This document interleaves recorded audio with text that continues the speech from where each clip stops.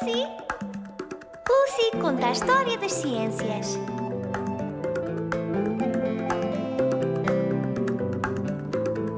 Diz-me, Lucy, o que são os fósseis, como sobem as marés e de onde o vento vem? Porque é que há fogo dentro dos vulcões? Porque é que há neve e também o mau tempo? Diz-me, Lucy, como é que os bebés nascem? Porque é que a andorinha anuncia a primavera? Porque é que há lua à noite e de dia o sol? De onde vêm os rios e a água que bebemos? Porque é que os nossos olhos têm cores diferentes? Diz-me, Lucy, que ainda não sabemos como é que os pirilampos conseguem iluminar e o peixe voador consegue voar. Vai ver a Lucy, está sempre ao teu lado para ensinar. Aprender com a Lucy é sempre divertido, tu vais gostar. Escrita e linguagem.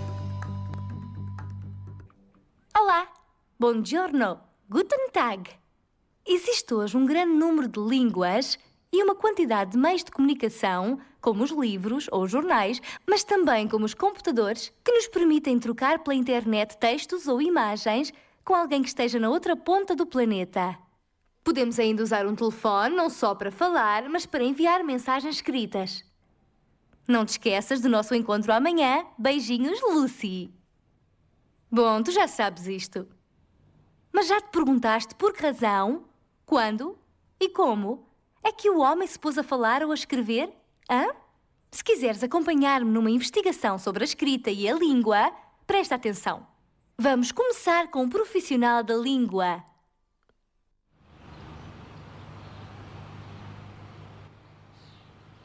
A linguagem surgiu há cerca de 150 mil anos. Ou seja, houve mais ou menos 5.000 gerações de homens desde que a linguagem existe. Uau! 5.000 gerações! E como se desenvolveu a linguagem ao longo do tempo e por todos os continentes? Aconteceu no seio de um pequeno grupo de pessoas há cerca de 150 mil anos na África Oriental. Esse grupo de pessoas dispersou-se a partir do leste africano. Estendeu-se primeiro para sul do continente asiático, em direção à Austrália, depois para a Ásia, depois para a Europa e para a América. E tudo isso se fez entre 100 mil a 30 mil anos antes de Cristo, para as primeiras chegadas à América. À medida que as pessoas se foram deslocando, no início eram muito pouco numerosos. Há 50 mil anos havia cerca de 1 milhão de pessoas no planeta inteiro. Portanto, há 50 mil anos havia no planeta inteiro tanta gente como hoje há em Lyon. Portanto, a dispersão das pessoas levou a uma diferenciação das línguas ao longo dos últimos 100 mil anos. E hoje, quantas línguas é que há no planeta? Estima-se que haja entre 5.000 e 10.000 línguas e o número mais avançado é de 6 a 7.000 línguas. Ah, imaginas? Mais de 6.000 línguas são hoje faladas na Terra. Não chego a lugar nenhum com os meus olá e os meus buongiorno. E na tua opinião, quais são as línguas mais faladas? A primeira, de longe a mais falada no mundo, é o chinês. A segunda é o hindi, na Índia. A seguir, vem o espanhol e o inglês lado a lado. Depois, o árabe e o bengali, uma língua que eu nem sequer sabia existir. No entanto, é falada por cerca de 200 milhões de indivíduos. O francês só aparece em 10º lugar. Mas é preciso saber que uma língua não se restringe apenas a um país.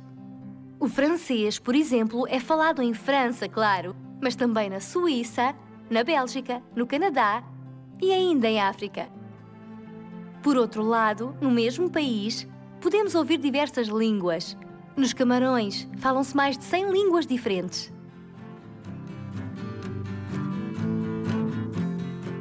Há muitas línguas que são só transmitidas oralmente, não têm escrita. Digo isto porque é da escrita que vamos falar agora. E tu vais ver que se a linguagem apareceu há 100 mil anos, a escrita é muito mais recente. Quando é que o homem começou a escrever? Há 5.000 anos houve duas grandes civilizações que inventaram a escrita. Por um lado, a Mesopotâmia. Os sumérios, que criaram um sistema que se dá o nome de cuneiforme, e por outro lado, ao longo do Nilo, os egípcios, que criaram os hieróglifos. Dos hieróglifos falaremos mais tarde. Vejamos agora onde nasceu esta escrita cuneiforme. Portanto, a Mesopotâmia. Hoje, uma grande parte da Mesopotâmia corresponde ao Iraque. É uma região situada entre dois rios, o Tigre e o Eufrates. Os habitantes da Mesopotâmia eram os sumérios ou mesopotâmios. A escrita cuneiforme foi inventada por questões de comércio no início. Os homens trocavam bens entre eles, gado, cereais, por exemplo, e era preciso guardarem registro dessas trocas e poderem verificar a fiabilidade dessas trocas. E para guardarem registro das suas trocas há 5.000 anos, os homens escolheram a argila. Por que esse suporte? Bom, na época o papel não existia. Mas a argila, pelo contrário, na Mesopotâmia existia por todo lado. Bastava baixarem-se para a apanharem.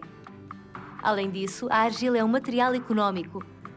Depois da leitura, bastava molhar outra vez a tabuleta para obter uma nova massa para modelar.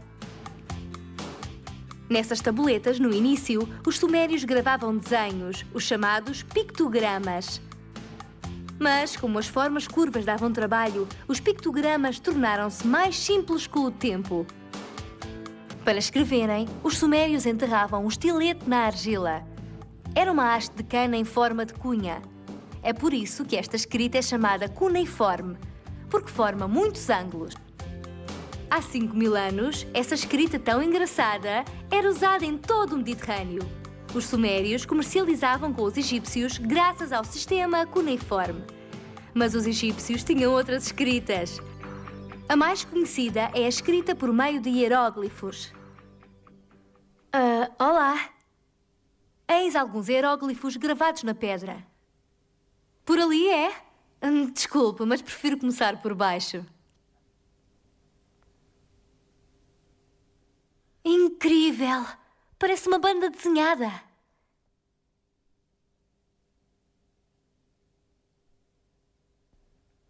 E olha, este é o Luciolicus, o meu tri-tri-tri-trisavô. Bom, não estamos aqui para brincar. Para já gostaria de saber o que significa hieróglifo. A palavra hieróglifo significa gravuras sagradas. Os egípcios contavam que a sua escrita era divina. Chamavam-lhe Midunhagé, significa as palavras de Deus. Contavam que tinha sido Tote que ensinara aos homens. E quem é Tote? Tote é o deus da escrita. E como é que se escreve com hieróglifos? Sabemos que há duas formas de dispor os hieróglifos: em coluna ou em linha. Então e ele? O que é que ele faz ali no meio? No Egito, não se pode representar uma personagem sem a pôr a falar. Há necessidade de saber quem é essa personagem, o que faz aqui, e os textos que a rodeiam são simplesmente as palavras que ela pronuncia para nos dizer quem é e o que faz aqui. Para comunicarem com Deus, os egípcios usavam os hieróglifos nos templos, nas estelas e nos sarcófagos. Mas para comunicarem com os homens, isto é, para a administração, o comércio ou a literatura, os egípcios utilizavam outra escrita, mais simples, a escrita cursiva. E usavam também um outro material. Sim, porque um livro gravado na pedra não teria sido nada prático. Escreviam em rolos de papiro. O papiro é uma planta que nasce ao longo do Nilo. Os egípcios trituravam o caule, que transformavam em folha para escreverem. Escrever era um trabalho dos escribas. Mas com o passar do tempo, o cargo de escriba desapareceu. Pouco a pouco, quem sabia ler os hieróglifos morreu. Os hieróglifos, gravados na pedra, resistiram, mas já não havia ninguém que os decifrasse. Por exemplo, isto deixa-me confusa. Pode querer dizer: o comboio é mais rápido do que a lesma? No entanto, como o comboio não existia na época dos egípcios, sei que não pode significar isso. Quem desvendou o segredo dos hieróglifos? É o que vamos descobrir agora. Em 1798, o exército francês partiu para o Egito, conduzido por Napoleão Bonaparte. Um oficial francês, Bochart, descobriu em Rosetta, uma cidade do delta do Nilo, uma pedra. a que chamamos a Pedra da Roseta, na qual figura um texto escrito em 3 línguas diferentes. Há hieróglifos, grego, e uma terceira escrita egípcia, a que se chama demótica, que é, na verdade, uma simplificação da escrita cursiva. E a partir desse texto, Champollion, alguns anos depois, consegue decifrar o sistema. Trabalhou a partir do que aqui temos, uma cartela, que serve para registar o nome dos faraós. Aqui trata-se de uma cartela de Ptolomeu IV, que é o pai de Ptolomeu V, que figurava na Pedra da Roseta. Tratava-se exatamente do mesmo nome, e é a partir desse estudo que Champollion desvendará o mistério em 1822. Como é que ele fez? Ora bem, ele partiu do princípio que os faraós gregos procuraram fonetizar os nomes gregos através de certos signos egípcios. A partir desse princípio, ele procura encontrar os sons nesses signos. Aqui há uma almofada com o valor de P, em baixo um pão com o valor de T. Aqui uma corda com um laço que tem o valor de E, o leão que tem o valor de LU, a cote, o M, a cana dobrada com o valor de I e o pedaço de tecido que equivale ao S. Ficamos assim com o nome de Ptolomis, que é a tradução grega de Ptolomeu. Mas quem era Champollion, esse tradutor tão genial? Jean-François Champollion nasceu em Figeac, no Lot, em 1790. Desde tenra idade, revela-se particularmente brilhante. Aos 16 anos, apaixonado pelas línguas, já sabia latim, grego, hebraico, árabe, sírio e aramaico. Já estão todas? Com 17 anos, continua em Paris a estudar as línguas orientais e também o chinês. Tenho inveja das pessoas que têm tanta facilidade para as línguas. Diz-se que Champollion adorava tanto o Egito que até sonhava em egípcio. Ao estudar a Pedra de Roseta e várias centenas de manuscritos, grita no dia 14 de setembro de 1822: "Descobri!" Acabava de resolver o enigma dos hieróglifos. Graças a Champollion, sabemos decifrar este hieróglifo. Significa o seu monumento ao seu pai. Para escrever em cuneiforme, eram necessários centenas de signos. Para escrever em hieróglifos, eram necessários centenas de desenhos. Como é que no Mediterrâneo chegamos ao alfabeto que conhecemos hoje, que tem só 20 e poucas letras? É aos fenícios, um povo de marinheiros que vivia aqui no atual Líbano, que devemos o nosso alfabeto. O alfabeto fenício tinha apenas 22 letras. Foram, portanto, os fenícios que inventaram o alfabeto. E como eram grandes comerciantes, viajaram muito pelo mar Mediterrâneo e transmitiram dessa forma o seu alfabeto. Cada população que se dava com eles recuperava-o e adaptava-o. É o que farão os gregos algum tempo depois, e daí surge o alfabeto latino e o nosso alfabeto. O alfabeto que se utiliza em Portugal, tal como numa grande parte do globo, é o alfabeto latino. Tem só 26 letras. É muito prático. Se é! Os chineses, por exemplo, não têm um sistema alfabético. Podem aprender até 60.000 caracteres. Como suporte para a sua escrita, desde o ano 0 da nossa era, os chineses utilizavam o papel que fabricavam à base de polpa de madeira e de panos. Mas no Ocidente, o papel só surgirá no século XIII. Até ao século XV, no Ocidente, utiliza-se o pergaminho, que é de pele de carneiro ou de cabra curtida, ou o velino, que é de pele de vitelo. Na Idade Média, escreve-se com uma pena de ganso. Mas nessa época nem toda a gente escreve. São os monges que se encarregam dessa missão. Chamam-lhes monges copistas, porque cada obra é única, pacientemente copiada à mão, em latim.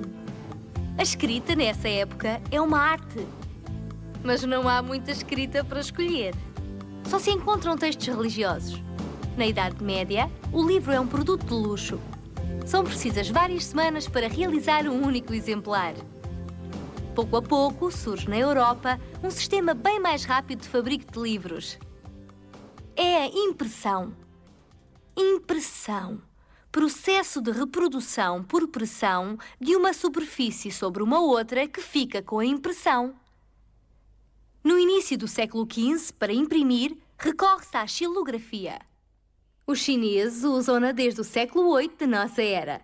É uma técnica de impressão de textos ou de desenhos a partir de tábuas de madeira gravadas. Xilo significa madeira. Aqui temos a madeira gravada. Untamos a tábua de tinta e eis o resultado. Com o texto é igual. Não há dúvida, isto é latim.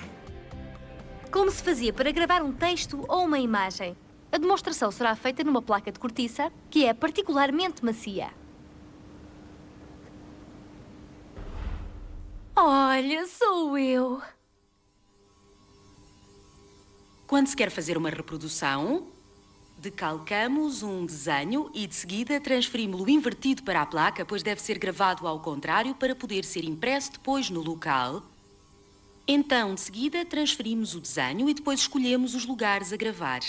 É preciso notar que quando se grava, retira-se matéria e essa matéria dá lugar a espaços brancos na imagem.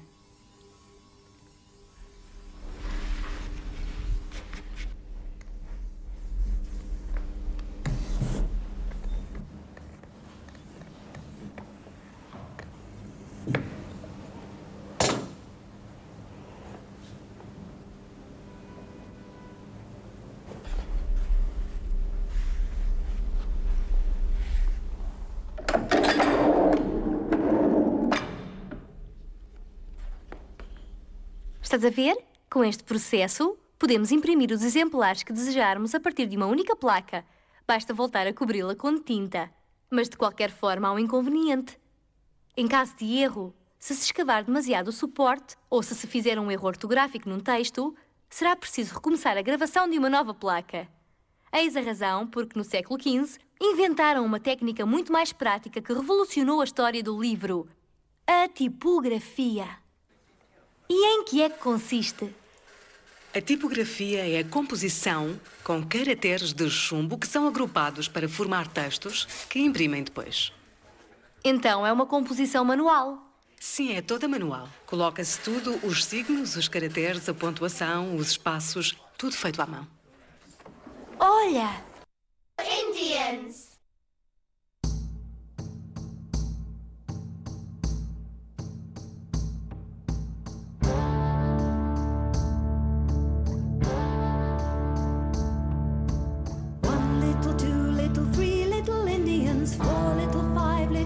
Little Indians, 7 little, 8 little, 9 little Indians, 10 little Indian boys.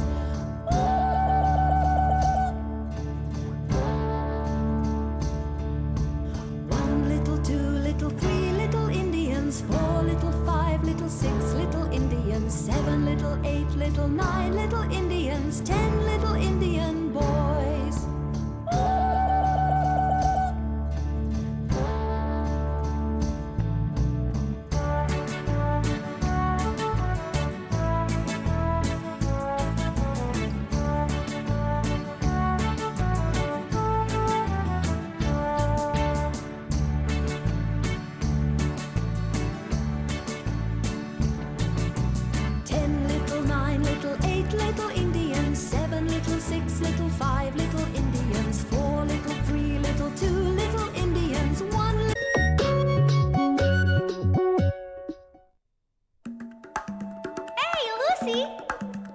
Lucy conta a história das ciências.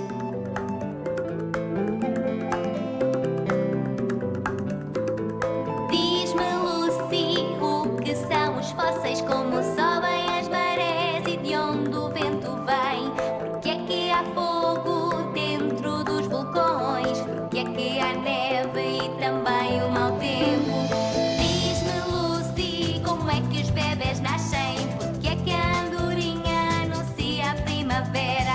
Porque é que há lua à noite e de dia o sol? E onde vêm os rios e a água que bebemos? Porque é que os nossos olhos têm cores diferentes? Diz-me, Lucy, que ainda não sabemos como é que os pirilampos conseguem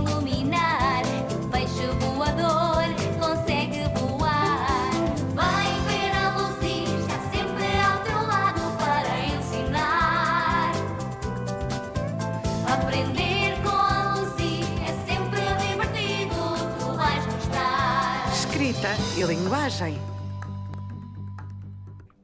Olá, buongiorno, guten Tag. Existe hoje um grande número de línguas e uma quantidade de meios de comunicação, como os livros ou os jornais, mas também como os computadores, que nos permitem trocar pela internet textos ou imagens com alguém que esteja na outra ponta do planeta. Podemos ainda usar um telefone não só para falar, mas para enviar mensagens escritas.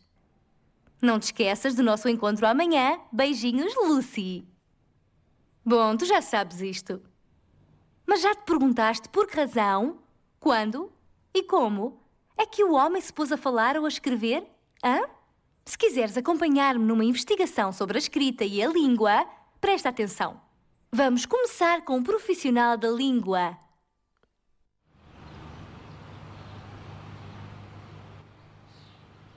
A linguagem surgiu há cerca de 150 mil anos. Ou seja, houve mais ou menos 5.000 gerações de homens desde que a linguagem existe. Uau! 5.000 gerações! E como se desenvolveu a linguagem ao longo do tempo e por todos os continentes? Aconteceu no seio de um pequeno grupo de pessoas, há cerca de 150 mil anos, na África Oriental. Esse grupo de pessoas dispersou-se a partir do leste africano. Estendeu-se primeiro para sul do continente asiático, em direção à Austrália, depois para a Ásia, depois para a Europa e para a América. E tudo isso se fez entre 100 mil a 30 mil anos antes de Cristo, para as primeiras chegadas à América. À medida que as pessoas se foram deslocando, no início eram muito pouco numerosos. Há 50 mil anos havia cerca de 1 milhão de pessoas no planeta inteiro. Portanto, há 50 mil anos havia no planeta inteiro tanta gente como hoje há em Lyon. Portanto, a dispersão das pessoas levou a uma diferenciação das línguas ao longo dos últimos 100 mil anos.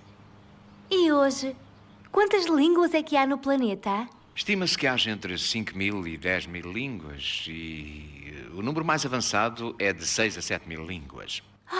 Imaginas? Mais de 6.000 línguas são hoje faladas na Terra. Não chego a lugar nenhum com os meus olá e os meus buongiorno. E na tua opinião, quais são as línguas mais faladas? A primeira, de longe a mais falada no mundo, é o chinês. A segunda é o hindi, na Índia. A seguir, vem o espanhol e o inglês lado a lado. Depois, o árabe e o bengali, uma língua que eu nem sequer sabia existir. No entanto, é falada por cerca de 200 milhões de indivíduos. O francês só aparece em 10º lugar. Mas é preciso saber que uma língua não se restringe apenas a um país. O francês, por exemplo, é falado em França, claro, mas também na Suíça, na Bélgica, no Canadá e ainda em África. Por outro lado, no mesmo país, podemos ouvir diversas línguas. Nos Camarões, falam-se mais de 100 línguas diferentes.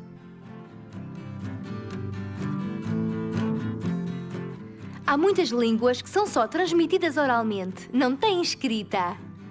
Digo isto porque é da escrita que vamos falar agora. E tu vais ver que se a linguagem apareceu há 100 mil anos, a escrita é muito mais recente. Quando é que o homem começou a escrever? Há 5.000 anos houve duas grandes civilizações que inventaram a escrita. Por um lado, a Mesopotâmia. Os sumérios que criaram o sistema que se dá o nome de cuneiforme e, por outro lado, ao longo do Nilo, os egípcios que criaram os hieróglifos. Dos hieróglifos falaremos mais tarde.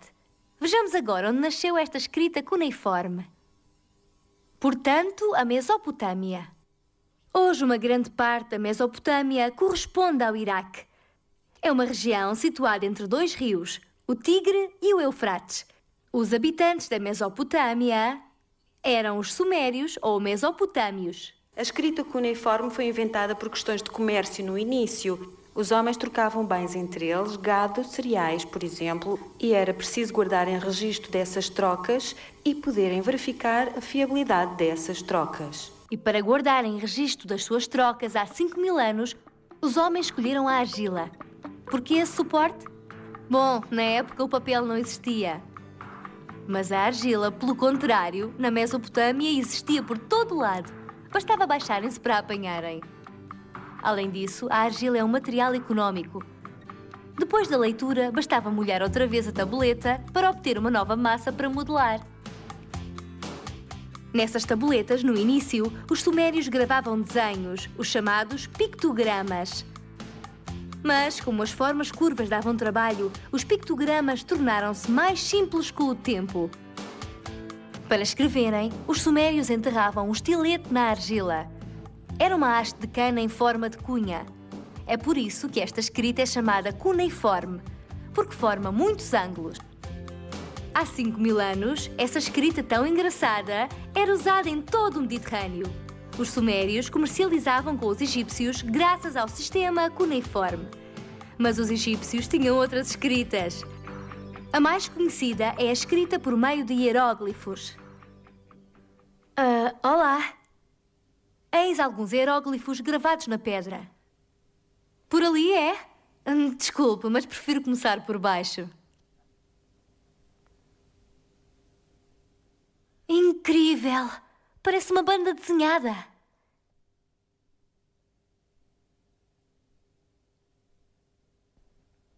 E olha, este é o Luciolicus, o meu tri-tri-tri-trisavô. Bom, não estamos aqui para brincar. Para já gostaria de saber o que significa hieróglifo. A palavra hieróglifo significa gravuras sagradas. Os egípcios contavam que a sua escrita era divina. Chamavam-lhe Midunhagé, significa as palavras de Deus. Contavam que tinha sido Tote que ensinara aos homens. E quem é Tote? Tote é o deus da escrita. E como é que se escreve com hieróglifos? Sabemos que há duas formas de dispor os hieróglifos: em coluna ou em linha. Então e ele? O que é que ele faz ali no meio? No Egito, não se pode representar uma personagem sem a pôr a falar. Há necessidade de saber quem é essa personagem, o que faz aqui, e os textos que a rodeiam são simplesmente as palavras que ela pronuncia para nos dizer quem é e o que faz aqui. Para comunicarem com Deus, os egípcios usavam os hieróglifos nos templos, nas estelas e nos sarcófagos. Mas para comunicarem com os homens, isto é, para a administração, o comércio ou a literatura, os egípcios utilizavam outra escrita, mais simples, a escrita cursiva. E usavam também um outro material. Sim, porque um livro gravado na pedra não teria sido nada prático. Escreviam em rolos de papiro. O papiro é uma planta que nasce ao longo do Nilo. Os egípcios trituravam o caule, que transformavam em folha para escreverem. Escrever era um trabalho dos escribas. Mas com o passar do tempo, o cargo de escriba desapareceu. Pouco a pouco, quem sabia ler os hieróglifos morreu. Os hieróglifos, gravados na pedra, resistiram, mas já não havia ninguém que os decifrasse. Por exemplo, isto deixa-me confusa. Pode querer dizer: o comboio é mais rápido do que a lesma? No entanto, como o comboio não existia na época dos egípcios, sei que não pode significar isso. Quem desvendou o segredo dos hieróglifos? É o que vamos descobrir agora. Em 1798, o exército francês partiu para o Egito, conduzido por Napoleão Bonaparte. Um oficial francês, Bochart, descobriu em Rosetta, uma cidade do delta do Nilo, uma pedra, a que chamamos a Pedra da Roseta, na qual figura um texto escrito em 3 línguas diferentes. Há hieróglifos grego e uma terceira escrita egípcia, a que se chama demótica, que é, na verdade, uma simplificação da escrita cursiva. E a partir desse texto, Champollion, alguns anos depois, consegue decifrar o sistema. Trabalhou a partir do que aqui temos, uma cartela, que serve para registar o nome dos faraós. Aqui trata-se de uma cartela de Ptolomeu IV, que é o pai de Ptolomeu V, que figurava na Pedra da Roseta. Tratava-se exatamente do mesmo nome, e é a partir desse estudo que Champollion desvendará o mistério em 1822. Como é que ele fez? Ora bem, ele partiu do princípio que os faraós gregos procuraram fonetizar os nomes gregos através de certos signos egípcios. A partir desse princípio, ele procura encontrar os sons nesses signos. Aqui há uma almofada com o valor de P. Em baixo, um pão com o valor de T. Aqui uma corda com um laço que tem o valor de E. O leão, que tem o valor de LU. A cote, o M. A cana dobrada com o valor de I. E o pedaço de tecido que equivale ao S. Ficamos assim com o nome de Ptolomis, que é a tradução grega de Ptolomeu. Mas quem era Champollion, esse tradutor tão genial? Jean-François Champollion nasceu em Figeac, no Lot, em 1790. Desde tenra idade, revela-se particularmente brilhante. Aos 16 anos, apaixonado pelas línguas, já sabia latim, grego, hebraico, árabe, sírio e aramaico. Já estão todas? Com 17 anos, continua em Paris a estudar as línguas orientais e também o chinês. Tenho inveja das pessoas que têm tanta facilidade para as línguas. Diz-se que Champollion adorava tanto o Egito que até sonhava em egípcio. Ao estudar a Pedra de Roseta e várias centenas de manuscritos, grita no dia 14 de setembro de 1822: Descobri! Acabava de resolver o enigma dos hieróglifos. Graças a Champollion, sabemos decifrar este hieróglifo. Significa o seu monumento ao seu pai. Para escrever em cuneiforme, eram necessários centenas de signos. Para escrever em hieróglifos, eram necessários centenas de desenhos. Como é que no Mediterrâneo chegamos ao alfabeto que conhecemos hoje, que tem só 20 e poucas letras? É aos fenícios, um povo de marinheiros que vivia aqui no atual Líbano, que devemos o nosso alfabeto. O alfabeto fenício tinha apenas 22 letras. Foram, portanto, os fenícios que inventaram o alfabeto. E como eram grandes comerciantes, viajaram muito pelo mar Mediterrâneo e transmitiram dessa forma o seu alfabeto. Cada população que se dava com eles recuperava-o e adaptava-o. É o que farão os gregos algum tempo depois, e daí surge o alfabeto latino e o nosso alfabeto. O alfabeto que se utiliza em Portugal, tal como numa grande parte do globo, é o alfabeto latino. Tem só 26 letras. É muito prático. Se é, os chineses, por exemplo, não têm um sistema alfabético. Podem aprender até 60.000 caracteres. Como suporte para a sua escrita, desde o ano zero da nossa era, os chineses utilizavam o papel que fabricavam à base de polpa de madeira e de panos. Mas no Ocidente, o papel só surgirá no século XIII. Até ao século XV, no Ocidente, utiliza-se o pergaminho, que é de pele de carneiro ou de cabra curtida, ou o velino, que é de pele de vitelo. Na Idade Média, escreve-se com uma pena de ganso. Mas nessa época nem toda a gente escreve. São os monges que se encarregam dessa missão. Chamam-lhes monges copistas, porque cada obra é única, pacientemente copiada à mão, em latim. A escrita, nessa época, é uma arte. Mas não há muita escrita para escolher. Só se encontram textos religiosos. Na Idade Média, o livro é um produto de luxo. São precisas várias semanas para realizar um único exemplar. Pouco a pouco, surge na Europa um sistema bem mais rápido de fabrico de livros. É a impressão. Impressão. Processo de reprodução por pressão de uma superfície sobre uma outra que fica com a impressão. No início do século XV, para imprimir, recorre-se à xilografia. Os chineses usam-na desde o século VIII de nossa era. É uma técnica de impressão de textos ou de desenhos a partir de tábuas de madeira gravadas. Xilo significa madeira. Aqui temos a madeira gravada. Untamos a tábua de tinta. E eis o resultado.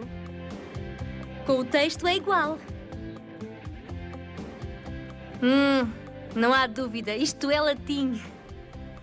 Como se fazia para gravar um texto ou uma imagem? A demonstração será feita numa placa de cortiça, que é particularmente macia. Olha, sou eu. Quando se quer fazer uma reprodução, Decalcamos um desenho e, de seguida, transferimos-lo invertido para a placa, pois deve ser gravado ao contrário para poder ser impresso depois no local.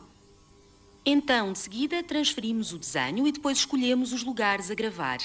É preciso notar que, quando se grava, retira-se matéria e essa matéria dá lugar a espaços brancos na imagem.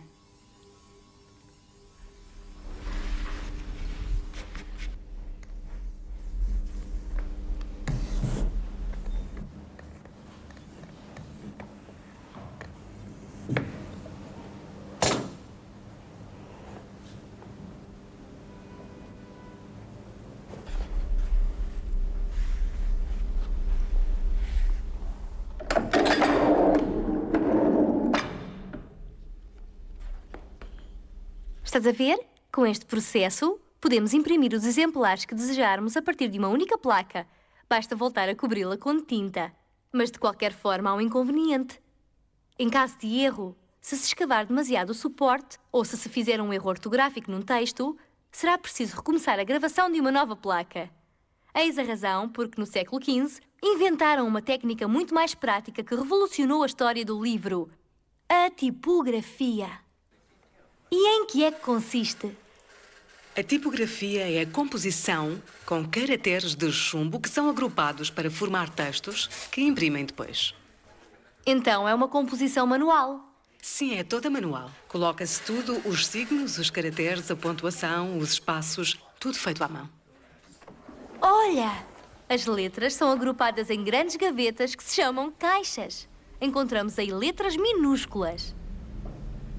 Ou maiúsculas. Para compor preciso também do componedor, ou seja, esta pequena régua, na qual vou juntar os caracteres uns atrás dos outros para formar linhas e frases. Pego num caractere e coloco no componedor. Depois da linha estar composta, temos de manter as letras bem apertadas umas contra as outras.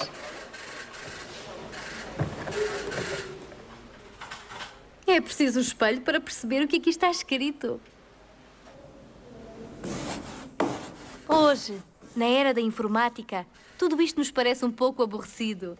Mas quando a tipografia surgiu no século XV, revolucionou tudo. Revolucionou tudo no Ocidente, porque, uma vez mais, há que o dizer, os chineses já se tinham adiantado. Já conheciam os caracteres móveis desde o século XI da nossa era. O pirilampo Lucy é um bicharoco engraçado. Que giro! Mas quem inventou a tipografia?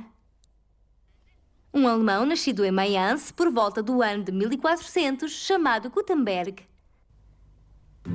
Gutenberg é ourives. Está, pois, habituado a manipular e a fundir os metais.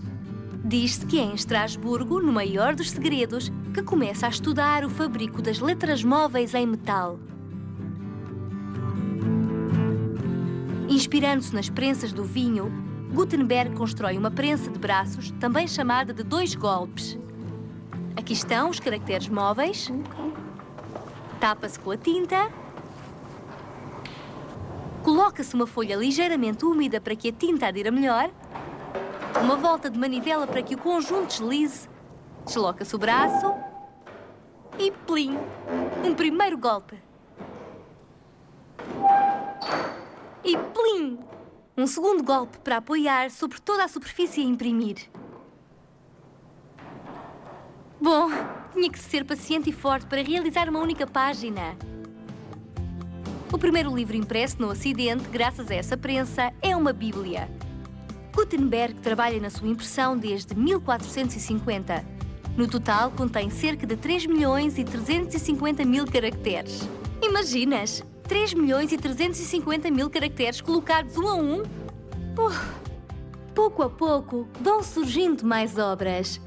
No fim do século XV, as prensas funcionavam quase por toda a Europa e 20 milhões de livros tinham sido já publicados. Graças a Gutenberg, os conhecimentos ficaram acessíveis a um maior número de pessoas e cada vez mais gente aprendeu a ler.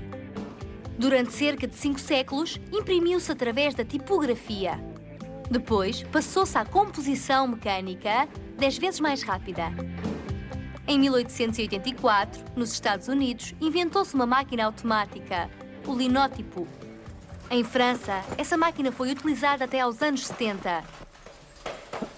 Cada jornal possuía dezenas de máquinas assim.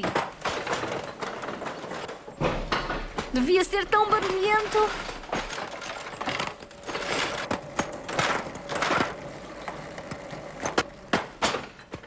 O linótipo depois deu lugar a técnicas cada vez mais rápidas e daí para a frente ao alcance de todos. Quem é que hoje não tem acesso a um computador e a uma impressora? E a linguagem? Como é que vai evoluir?